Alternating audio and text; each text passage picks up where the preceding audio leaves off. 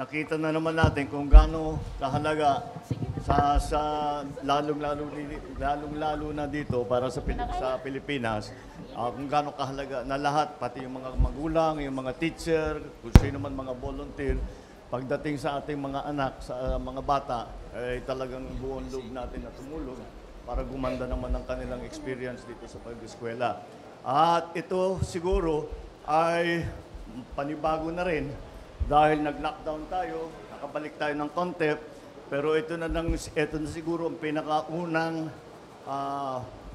ito na yung pinakaunang pasukan na medyo normal after the lockdown. Pero normal, pero marami tayong pinalitan, marami tayong inayos na mga naging reklamo.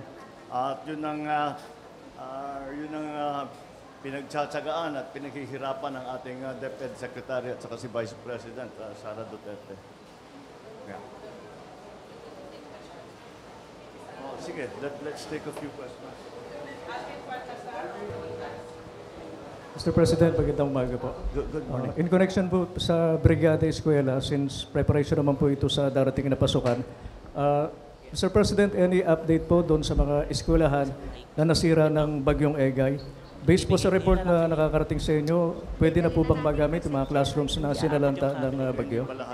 Hindi pa lahat. Kasi nung tumama yung bagyo, sabi namin anong magagawa natin sa isang buwan. So far, basta kung ano yung kaya natin gawin, together pa with, kasama pa yung ating mga LGU, ay ginagawa lahat para maayos natin yung mga nasira. At patuloy naman, dapat ang school building program, pero talagang na malaking sagapan itong weather natin. Yes, yung mga tinamaan po ng Bagyong Egay, sila po yung priority natin sa budget natin for repairs this year. Pero kung hindi po umabot yung repairs nila by opening ng August 29, ay immediately po i-implement ng ating mga paaralan yung blended learning program natin. Dahil wala na pong learning disruption ang direction ng Department of Education, lagi pong blended learning or in-person classes. So, tutuloy-tuloy ang pag-aaral kahit merong problema sa classroom. So, yes, yun ang naging temporary solution natin. Balik tayo dun sa sistema mga nabuo natin nung lockdown.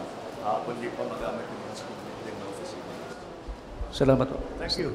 Salamat po. Next question. Next. Alan Francisco, PDB4.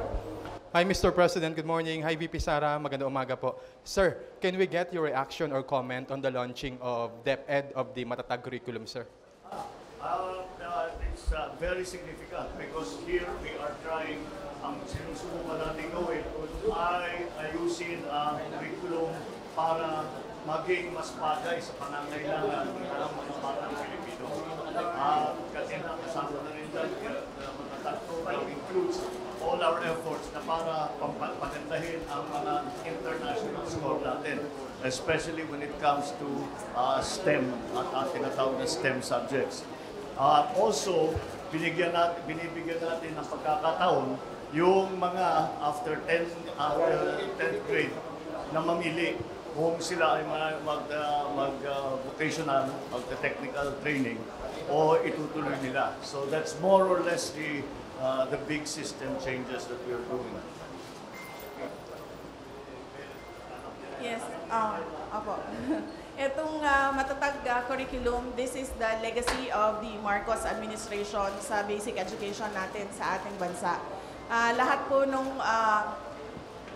nakita na problema ng mga international and local education experts natin, in-address po namin dito sa bagong K-10 program.